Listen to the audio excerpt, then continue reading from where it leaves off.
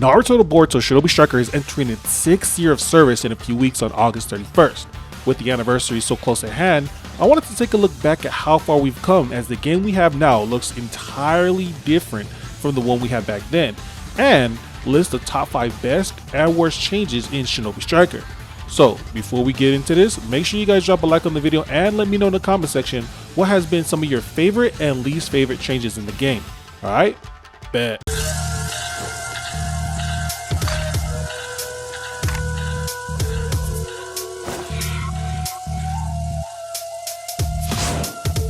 So, before we get into the best and worst changes, let me preface this list by saying I will not be talking directly about balance changes. So this list will not cover how good the planetary devastation nerf was, or how bad the nerfing to Amaterasu no longer breaking Sand Shield was. Instead, I'll be focusing more on system and mechanical changes that have been implemented into Shinobi Striker. With that being said, let's begin with the 5 best changes in Naruto the Boruto Shinobi Striker. Starting at number 5, we have new maps. Now, I know what some of you are thinking, that this is pretty low on the list, but new maps have always been one of the biggest things we as a community have been asking for the longest time.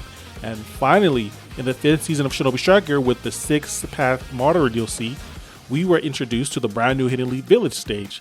Following that, we were blessed with the new Hidden Sand map released with Konohamaru, the Hidden Forest map released with Baryon Mode Naruto, and the Hidden Cloud map released with Ishiki. In Season 6 and 7, we saw 3 more maps, with the Hidden Rain and the Lobby map in Season 6 and the Valley of the End map in Season 7. Who knows if we'll see new maps in Season 8, but the 7 new maps that bring the total of 12 maps to the game have been a breath of fresh air. Now, let's just hope that the new Hidden Cloud map makes a return soon. Coming in at number 4, we have Shinobi Boost. Just before the start of Season 2, the game introduced Shinobi Boost into Tencent Shop, which allowed you to change clothing skills on your outfits and accessories. Before this change, the game had us all looking crazy, as we had to wear specific outfits if we wanted to optimize our builds with certain stat boosts. Nowadays, if someone looks crazy, it isn't because they gotta wear those clothing items for those skill boosts, but they just don't have drip like that. It's never been a problem for me though. Up next, we have number 3. I know some competitor players won't agree with me on this, but Hero Festival is definitely one of the best additions added to Shinobi Striker. Cast characters are relatively the most balanced gameplay wise, plus they have unique animations and fighting styles. The current system we have for Hero Festival, however, could use some major improvements.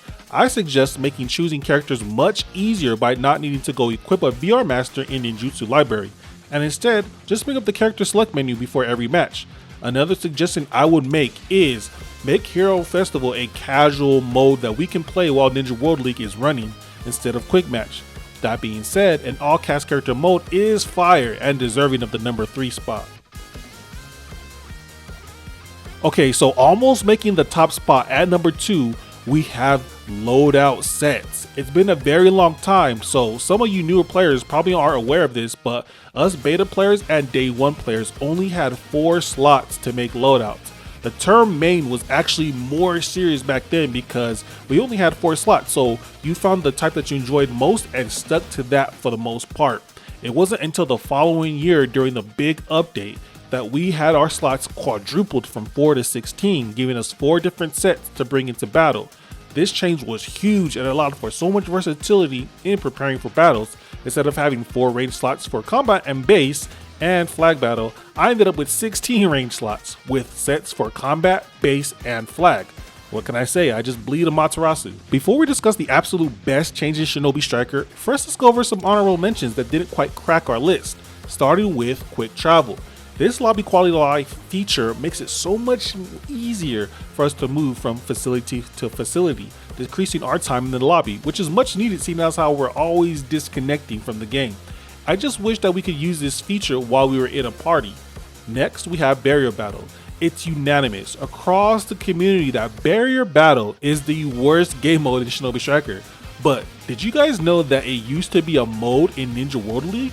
The developers quickly realized how ridiculous that was, and so they removed it from ranked play, and now we don't have to deal with it.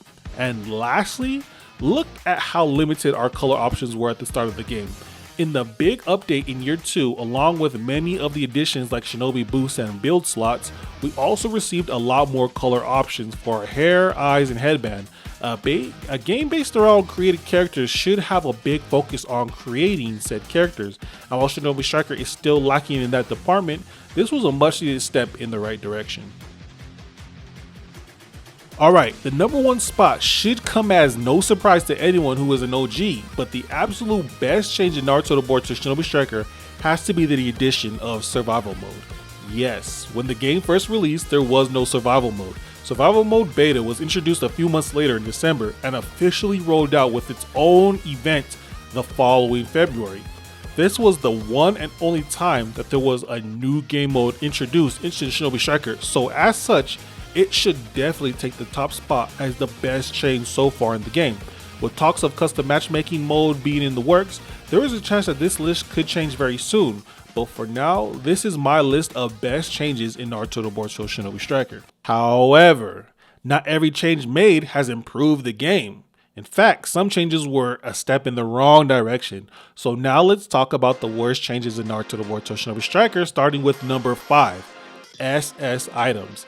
In theory, SS items should be a good thing as they bring new fighting styles, ninja tools, and skill boosts into the game.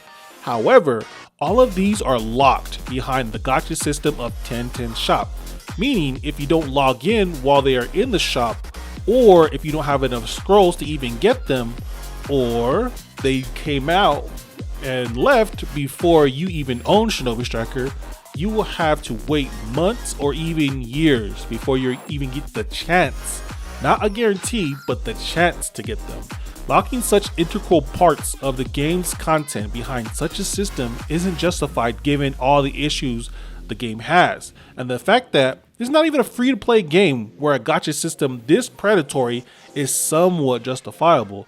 A majority of SS items look ridiculous as well, so overall, I think it puts the game in a worse state. Number 4 on the worst list is the in-game HUD. While I think the HUD looks more aesthetically pleasing now, it took away 2 major parts that overall make the change a bad one. First, the HP points. Being able to see the amount of health you have is such a huge part of understanding the game's mechanics. Labbing combos and ninjutsu would be so much more simple, as well as getting a better understanding of the skill boosts, but with this one small detail taken away, overall negatively affects our gameplay experience. The second part of this is the dot indicators above the ninjutsu. While this simple dot remains over your ninja tools, having this on your ninjutsu lets you know that your move was ready. How many times have you thought that your jutsu was ready when in fact there was a pixel left to be charged and you ended up in the charging animation? There would never be a doubt if the dots were back. Okay, so I know a lot of you probably have this change higher on your list than I do, but coming in at number 3, one of the most notorious changes to ever touch Naruto Board Show Shinobi Striker is adding the substitution locking effect to attack type's heavy attack. Now, a lot of Craig type apologists will try to rationalize this by saying every other type has a special heavy attack, so attack types need one too.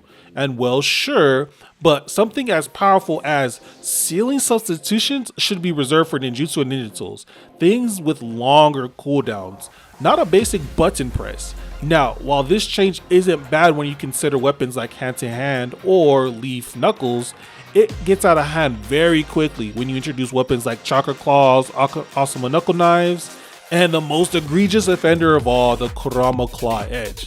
I'll probably drop a follow-up video discussing ways on how I would change the attack type's heavy attack, so let me know if you guys are interested in that discussion video in the comment section below.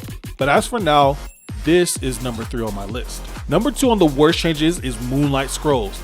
This edition doubles down on number 5's entry, as Moonlight Scrolls are the out-of-game way to play into the gacha system. It asks you to put money into a poorly made game's poorly made gambling mechanic in hopes to get new combos, ninja tools, skill boosts, and now even animals that are a lot of times outright better than the base game versions.